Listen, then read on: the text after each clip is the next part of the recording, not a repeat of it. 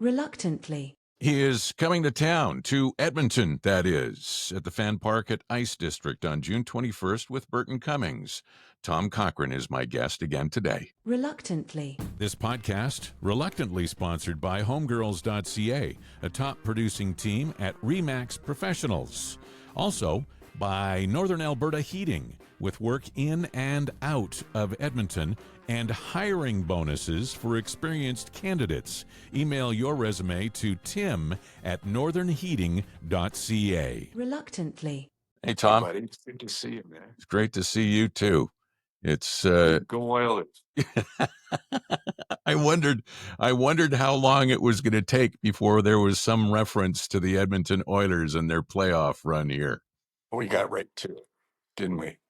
Yeah. Before we get into anything, how do you feel about the Leafs? I know you're a Leafs fan too. Well, I mean, they just don't have what it takes. They don't. I mean, you want Draisaitl and McDavid. They get in the dirty areas. They're not afraid to mix it up. And I just found I don't think Toronto has the same spirit. There's a reason why Edmonton has the success it has, and it's because the city has an incredible spirit, an incredible esprit de corps, and it's a great music town. It's a great sports town, and the people bring it. And that's why. Well, and anytime it's announced that you're coming back too, it's always hotly anticipated. Everybody loves seeing you. Everybody knows that Edmonton's like your second home. It's based on the support Sure that is. you've had for so many years from this city, going back to 79, 80 when the first album came out, and everything ever since, and all of the connection to the city with the symphony sessions. There's just so many things that you've been here, that you've woven yourself into the fabric of this city. Yeah, it goes back a long, long time, even to when I was 19, and I had my heart broken by a girl in Jasper, and I came back and hung out in Edmonton for a while and kind of sat in at a couple of clubs and that kind of trying to heal my broken heart. But later it was it seemed like we were in town every second week. And you and I have talked about this. We wouldn't have survived as a band without the support from Edmonton. So it's been that kind of a place early in my career. And it's got a real warm spot in my heart. Yeah. So I get choked up thinking about it. Isn't it funny how regionality is there's little pockets of Canada that supported different bands here and there, and it's funny how a band would be really popular for a period of time in one area, and then another band would be. And when you think about it, it was all those Winnipeg bands and artists going back. You're coming here with Burton Cummings. It goes back to the Guess Who, all the way to the Crash Test Dummies and Streetheart, Harlequin, and yourself. Neil, yeah, sure. I mean, yeah, I've had tremendous success all across Canada, and of course now internationally with Life's a Highway and Lunatic Fringe, and but without that support from as you say those niche areas for whatever reason that adopt you, Edmonton being one of those places, for me, it's you wouldn't survive as an artist. So I think to have allegiances there is a pretty obvious thing. I love the guest who Bert and I go back. I mean, I remember he did a show in Winnipeg, and he showed up and he said, "I just want to be on stage and sing background vocals. Don't draw any attention." And I said, "How do you not draw any attention to Bert Cummings?" So he just sat there behind the keyboard and played a little bit here and there, but he sung background vocals for that show. What a generous guy. And they're such a big influence, because there was a time, Terry, when we as Canadian artists were told, don't tell people you're from Canada. You got to make it international. You got to make it in the state. And they have to think that you're there. And I said, to heck with that. I'm not doing that. I'm proud of being Canadian. I wear it on my sleeve. And the Guess Who, I mean, heck, the record, the seminal record, Wheatfield's Soul, was a tribute to their roots. And so they stayed true to it, even though they had more hits than the Beatles on that particular album at that particular time. So it was, they were a big inspiration for me, probably as much as the band was as well, becoming big hits internationally. But again, the Guess Who always embraced being Canadian. It was their identity. And in the words of the great Gordon Lightfoot, uh, he stayed in Canada because he says this is where the roots of my music grows the strongest, just like a tree. It grows in this soil. And the Guess Who was anyway. So it's always a pleasure working with Burton. And what a gentleman, what a good man. I'm very proud to know him, and I'm proud to be sharing the stage with him on the 21st.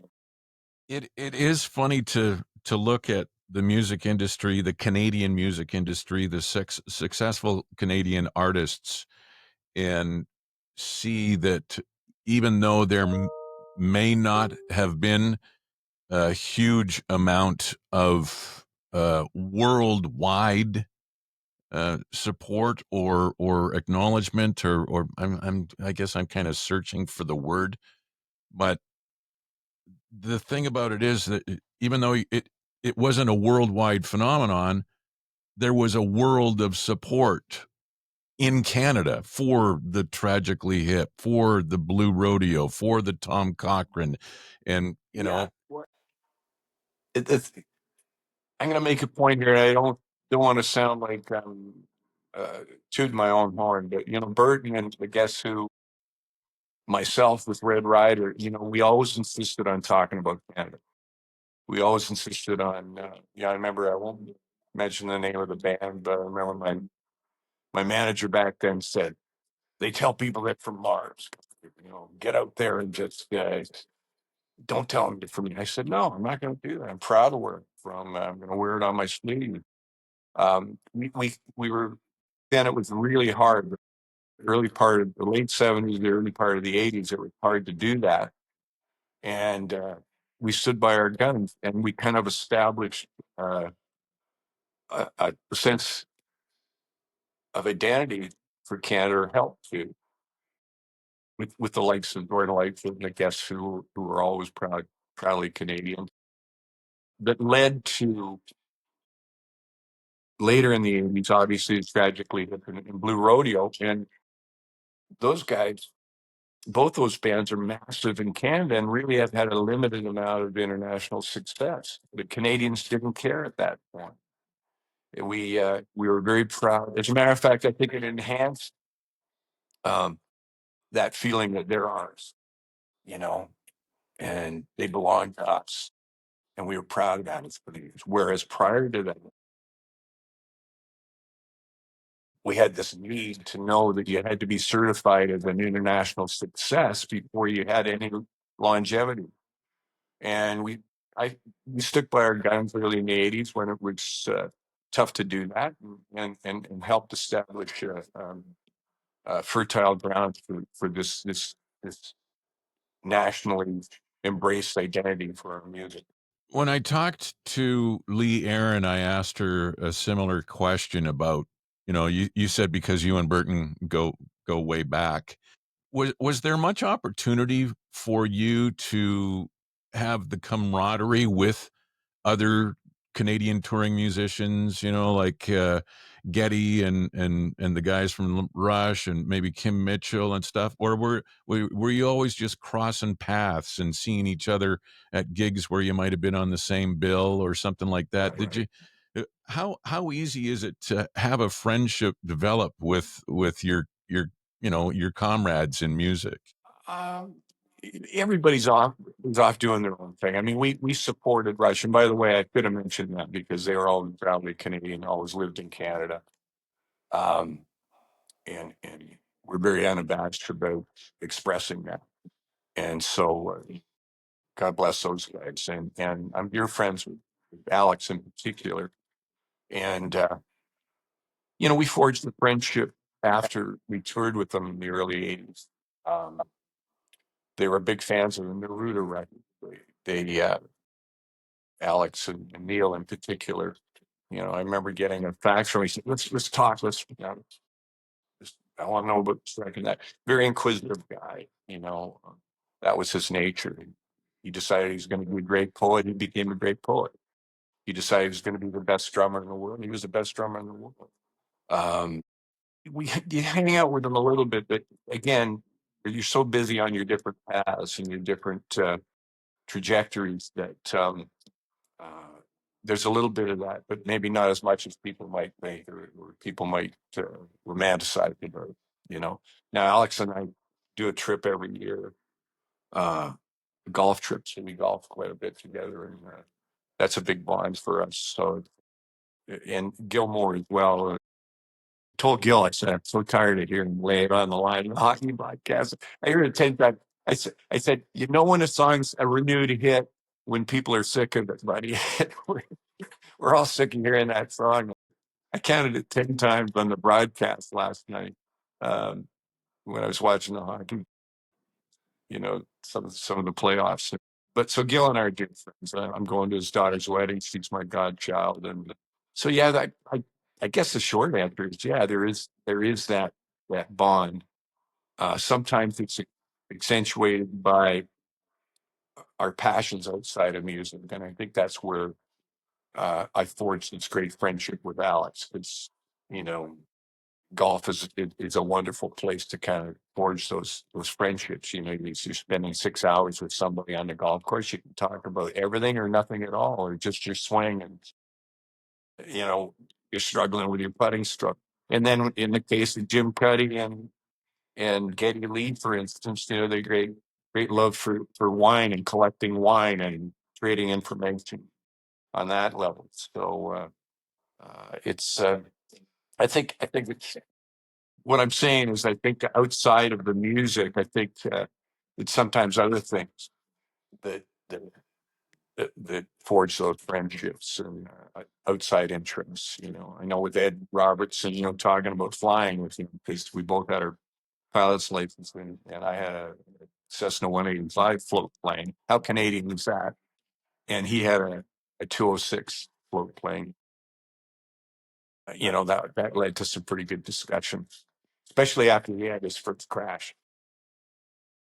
And I said, I can give you crash courses because I've had two. So, yeah. Reluctantly. This podcast is reluctantly sponsored by Northern Alberta Heating Limited, specializing in commercial HVAC all over the province of Alberta. Right now, they are urgently seeking motivated long-term employees that want to work for a great company. Are you an experienced sheet metal worker? Are you looking for a new outfit? A change for the better? Maybe the place you're at isn't the right fit for you. Well, send your resume to tim@northernheating.ca. They're looking for new people, first through fifth-year apprentices and younger journeymen. They have work both in and out of Edmonton, and they're offering hiring bonuses for experienced candidates. Get your resume together and send it off today.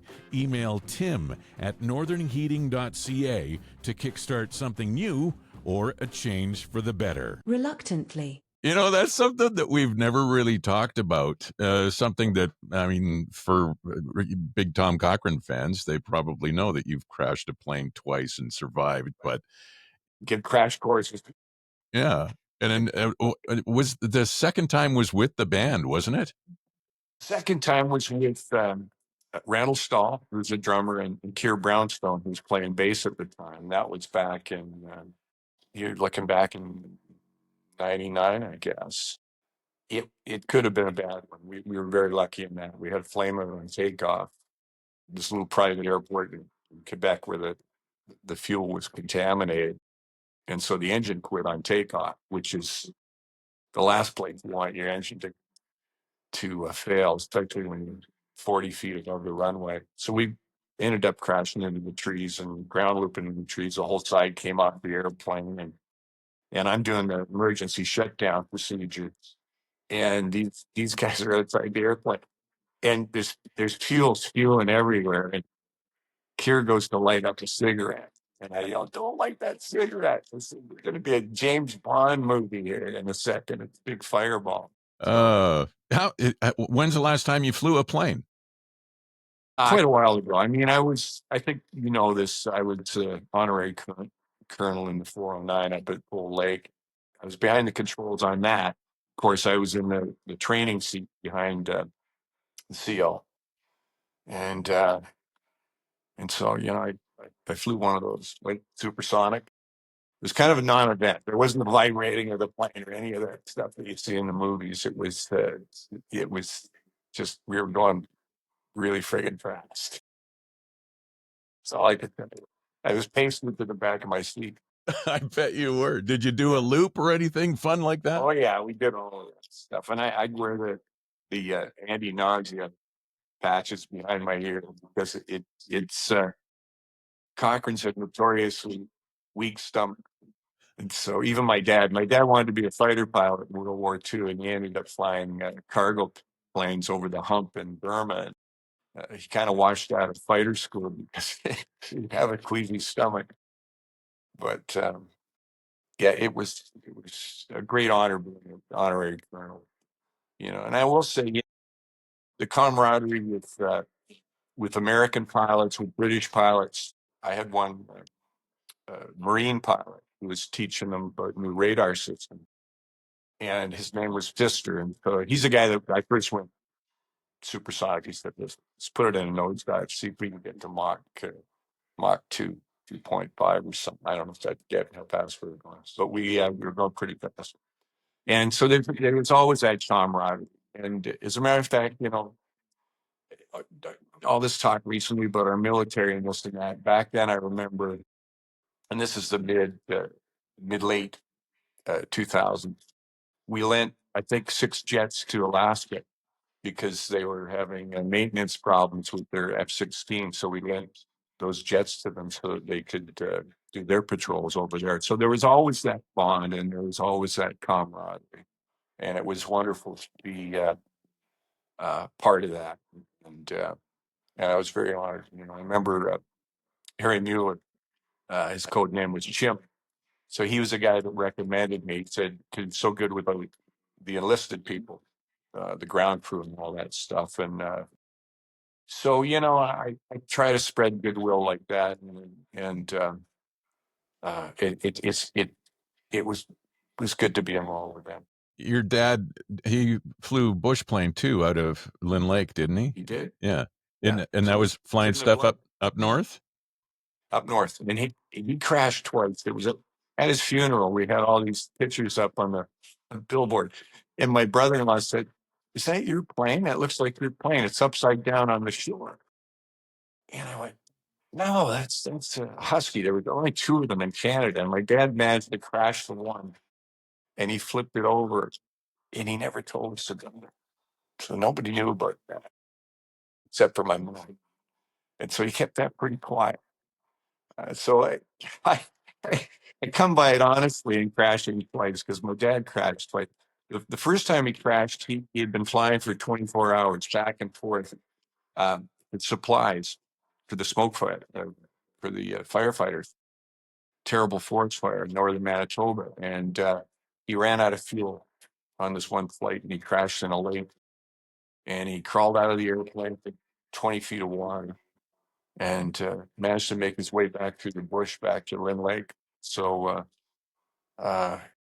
he did his bit for the province of Manitoba.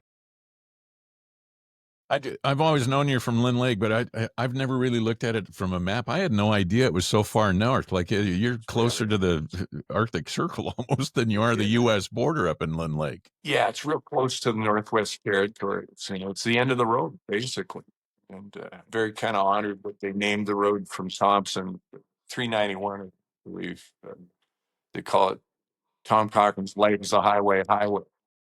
So I went up and I did a show with Jill, a duo show in the arena up there, and the town was struggling to survive. It's a lot of, you know, this is a big part of our Canadian history is that a lot of these towns that opened up the north, they're mining towns and they kind of run their course.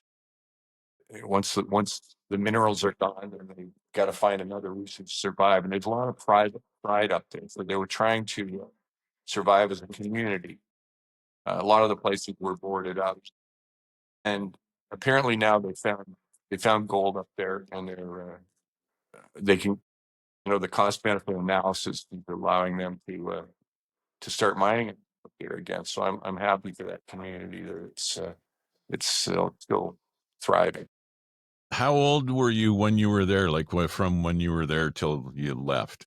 Pretty young, but my parents always instilled. I mean, that's why I still have the love of like the bush and lake country and that. So I was about five and a half when we left. But the stories were always there, and I just always felt a real connection with Manitoba and northern Manitoba in particular. Matter of fact, my dad's first airplane.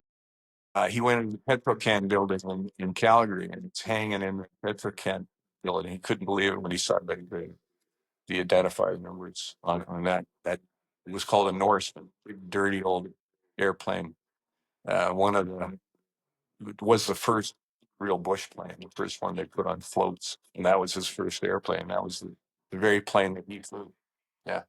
After you and your family left Lynn Lake, where'd you go? Like where did you take up route? We moved to a little town called Acton, Ontario. And Acton, fascinating little town because at least half the town were British immigrants from Manchester and Birmingham who had worked for Avro, building Lancaster bombers for World War II. And they moved to work on the Avro Arrow. And overnight, that project got canceled by Diefenbaker, and everybody was out of work. So in fact, Acton became almost like a ghetto overnight, and it became a pretty tough place. So it's a fascinating study, really, how that whole project affected Canada, and in towns like Acton, Ontario. From there, we moved to the west end of Toronto, but I always felt a real strong connection with the West. I don't imagine you still have any family or connection to Lynn Lake. No, it's yeah, they're long gone. So the Manitoba thing, and I know you've got the honorary doctorate from the University of Manitoba, don't you? Brandon University in humanities. I got it with James Annis, the world acclaimed violinist, incredible violinist. Yeah, that was a real honor. The connection to Manitoba, no matter how large or small it is funny.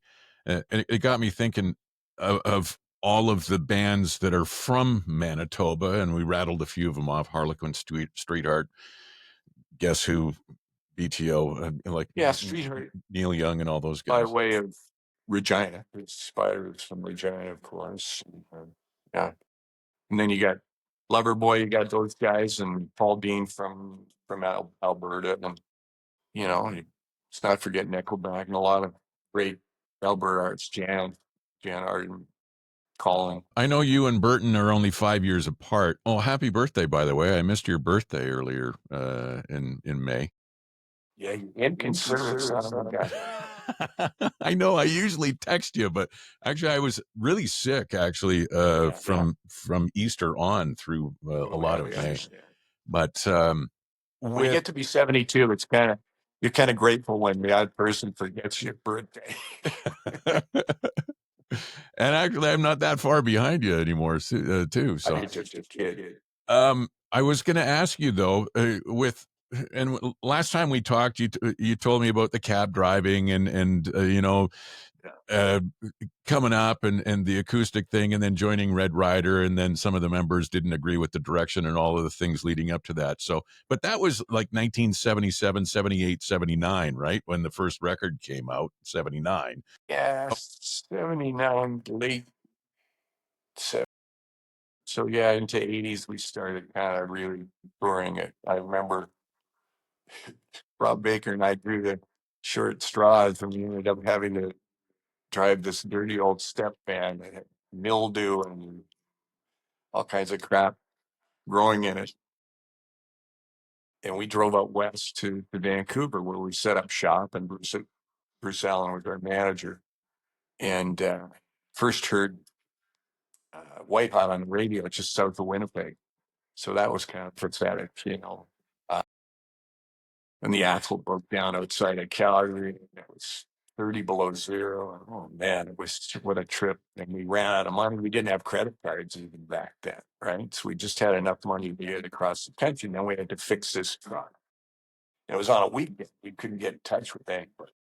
So I think we had like enough money for fuel to get over the mountains, and we bought a snack box from Kentucky Fried Chicken, and Robbie and I split that. That's all we had to eat for about 20 hours. It's this box of Kentucky Fried Chicken and French fries. And then we got into Chilliwack. I remember it was the day that a miracle I noticed that the Americans at Russia, and I'm going, I think it was 70 degrees in Chilliwack. I thought, this is Lotus Land. We're here. Yeah. Reluctantly.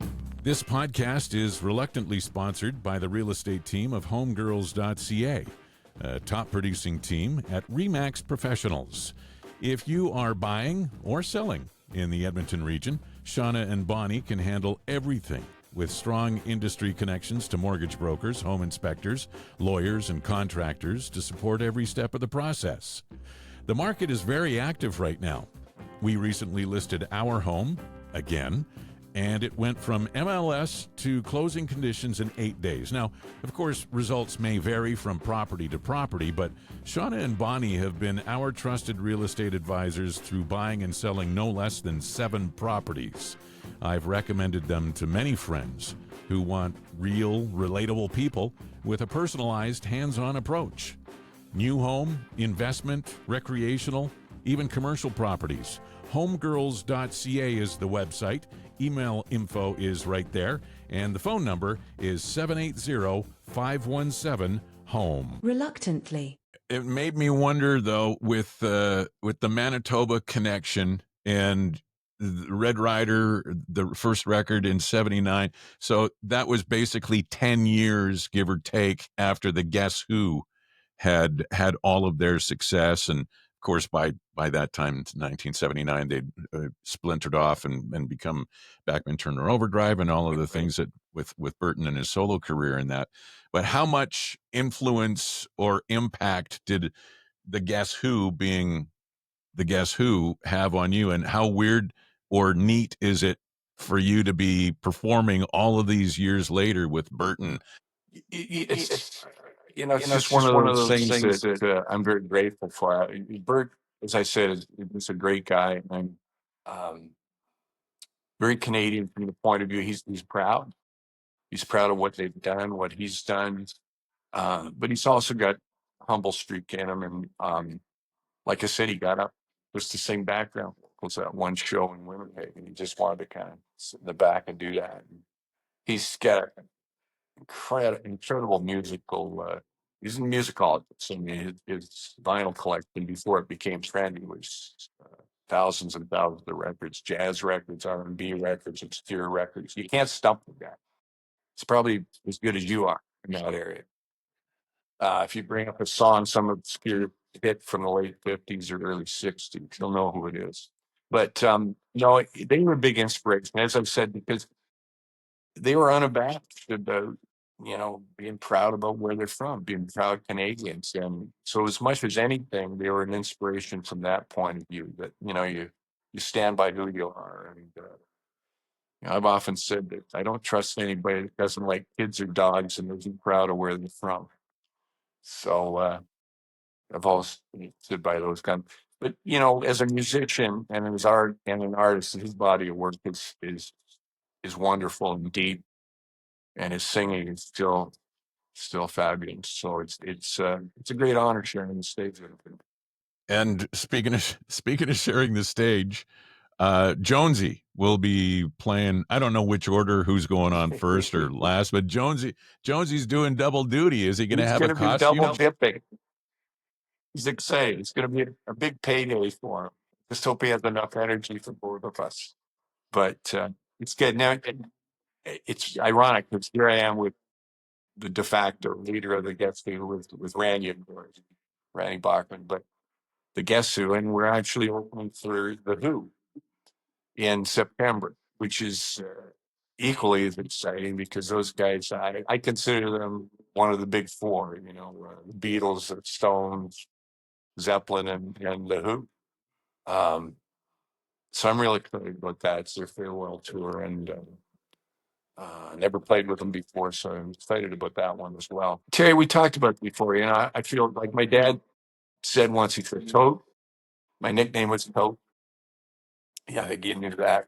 He said, if you can make a living at your hobby, what you're doing, then God's smiling on you. So be grateful every day. So I am grateful every day for that 2 hours we spend on stage and the time that we hang out as a band prior to going on and after. It's pretty special time. It makes all the travel and all the drudgery and the bad food and all that stuff and the lack of sleep hours makes sense, when you get on stage and you have thousands of people singing your songs.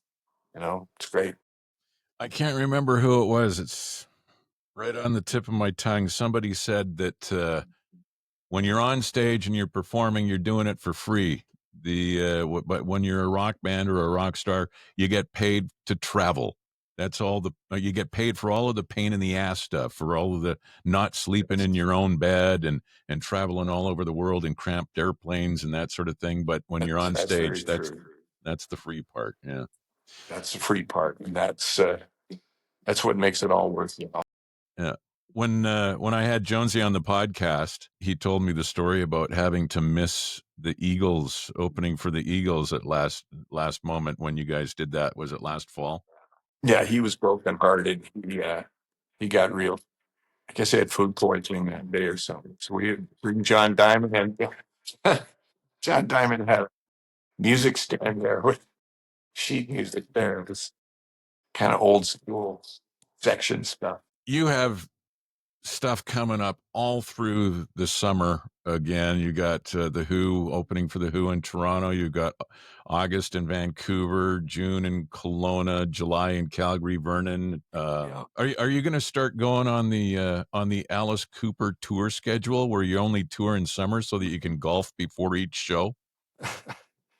That actually used to be my MO for quite a while, especially when you're on an extended tour, because you got to make do with that. And you get to meet a lot of good people and play some good courses, but it's I don't do it as much these days because you just try to get as much rest as you can between shows and on airplanes and so on. And but yeah, we've been for quite a while. We've been doing the summer circuit. It's always a busy time. I was looking through your Facebook page. I noticed you've got a couple of things coming up. I think one in Vernon, one in Kelowna, where it's a really cool fan experience that you're doing with wineries and that. Yeah, I'm good friends with Mike, who owns Ex Nihilo. So that's going to be a couple of shows, smaller shows, and then we're playing Vernon, the PAC there, the Performing Arts Center, and then also one down in Oliver. So it's I enjoy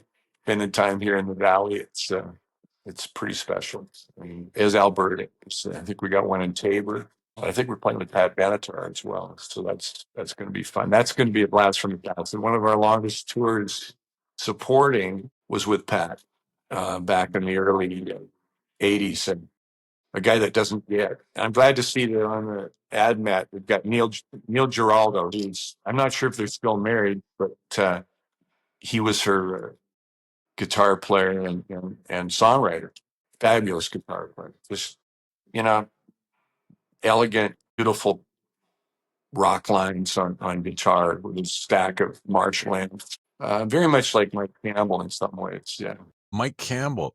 He's going to be here in Edmonton. Yeah. Love to catch that show.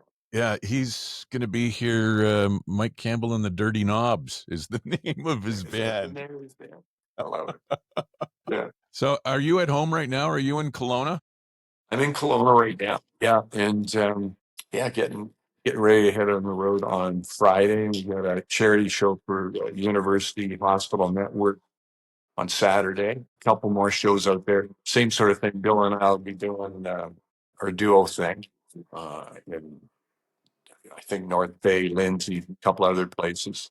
And I'm inducting Mike Weir into the Walk of Fame on the 14th. So I'm very honored to be doing that. Where is that going to happen, in Toronto, or? Yeah, it's happening in Toronto.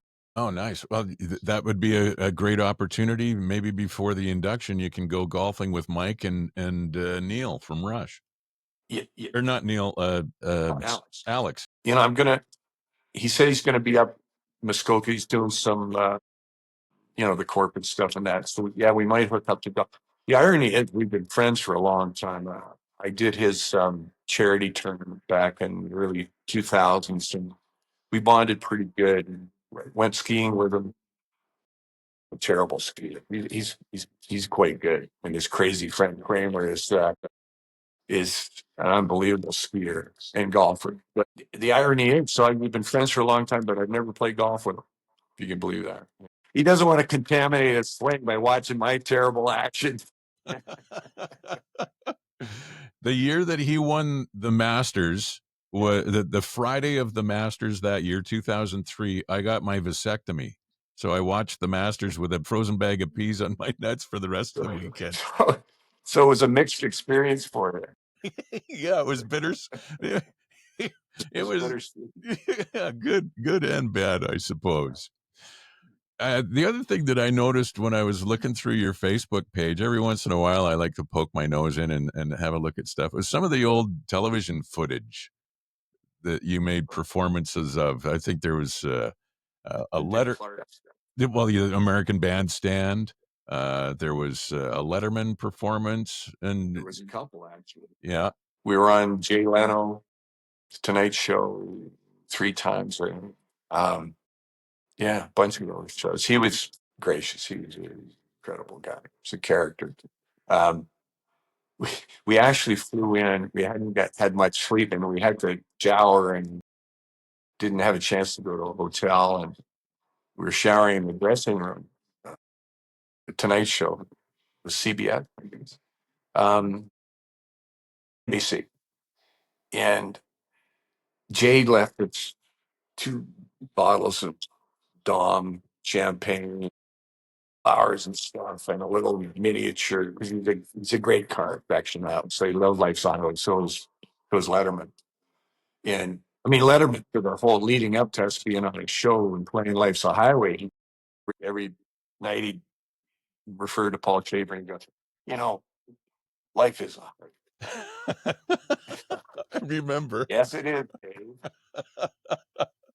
And so he gave us a whole mountain load of promotion back then. It was incredible. I hope I did not, aggravate his appendicitis or something, because I swung around. I was talking to the band after the performance. This is what we did big league prior to doing Life's a Highway a year or 2 before. And I swung around. I hit him in the gut. If you go back, I don't know if they still have that. I swung around with the guitar with my Gretsch, and I hit him in the stomach with the guitar. He doubles over, and they cut to a commercial. Oh man, we talked back in early November, and then of course winter happened and Christmas and stuff. And I know you did a little bit of traveling. Where'd you go? You went to Costa Rica? Went to Costa Rica. Had a great time down there. The only problem with Costa Rica is it's big and windy. And also it's gotten more expensive. It used to be one of those, like Portugal. Portugal was known for how reasonable it was to get around on a budget and all that stuff. Same with Costa Rica. It's gotten busier and it's a little more expensive, but it's terribly windy that time. So the end of February, and Susan and I were down there, and it was a great vacation. And we just came back from Portugal. We were there with Jim Cuddy and Barney Benton, and my girls were with me, my daughters, and Suzanne was there playing cello, and Edmonton gal, and it was a great time. It was cool though. It wasn't very warm. That wasn't the same trip that Cuddy and Keeler were just on the river cruise, was it? They did the river cruise, and so Jim showed up 2 days after we got there. So we did a set with Devin Cuddy, who I love, by the way. Anybody wants to, they asked me about young artists I respect in Canada. I really love Devin's work. He played a couple of songs.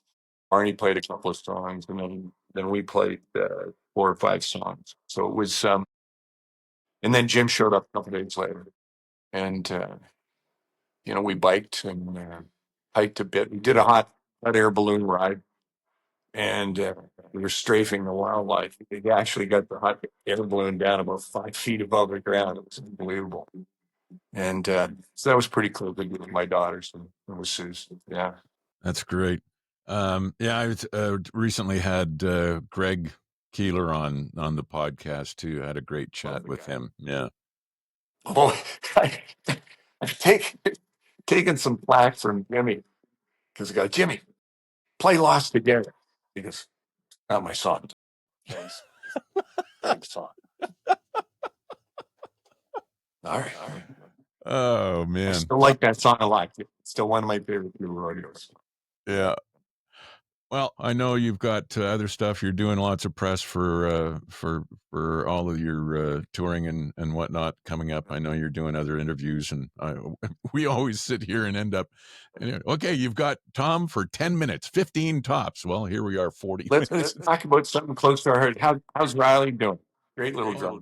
My son Yeah. he's doing well. He's working with a couple of projects here in Edmonton. One is a rapper guy named J Scope, who's originally from Nigeria, lived in Ukraine, had to leave Ukraine because of the war, and ended up in Edmonton. So J Scope is who he's playing with, and then he's put together another band with a girl and a guy, a couple of friends with his. He's not doing much for international touring right now, as AP Dillon is taking a bit of a hiatus from touring, but. I tell you, he's a great little drummer, and more importantly, he's a great person. So you've done a good job. You and Jody have done a good job. Give him my best. Hopefully, I'll see you guys on the 21st. Is it going to be around? Yeah, I'm pretty sure that we're gonna be there and want to come down, say hi and stuff. It's going to be epic. We're going to have fun. Yeah, and leading up to all of the other stuff, you make sure everybody in your camp stays healthy. Make sure Dav is healthy. I mean, if he's not, Riley's there for you. There you go. Okay, buddy. Believe me, I got that in mind. When Jonesy and I talk about it often. Especially opening for The Who. Yeah. You couldn't drag Davide off his pedestal for that one. He'll be there no matter what. Yeah. I bet. All right, man. It's always great to catch up with you, Tom. So good to see you. So good to chat with you. And we'll see you when we're in Edmonton. Yep. June 21st, Fan Park at the Ice District, Burton Cummings and Tom Cohrane. He's a national Canadian treasure. Thanks. Love you, man. Appreciate it. Love you too, brother. Reluctantly. This podcast, reluctantly sponsored by homegirls.ca, a top producing team at Remax Professionals. Also by Northern Alberta Heating, with work in and out of Edmonton and hiring bonuses for experienced candidates. Email your resume to tim@northernheating.ca. Reluctantly.